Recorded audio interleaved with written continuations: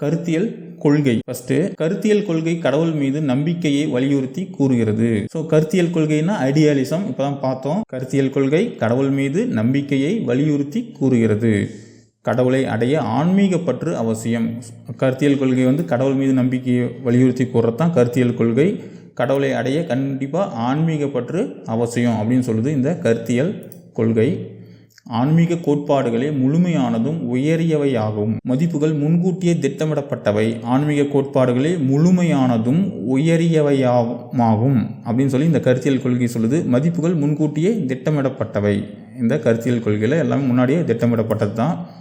இது சாக்ரட்டிஸ், விவேகானந்தர், காந்தி, பிளாட்டோ போன்றவர்கள் வலியுறுத்திய கோட்பாடு ஆகும். கருத்தியல் கொள்கையை ஆதரித்தவர்கள் சாக்ரட்டிஸ், விவேகானந்தர், காந்தி, பிளாட்டோ போன்றவர்கள் வலியுறுத்திய கோட்பாடு.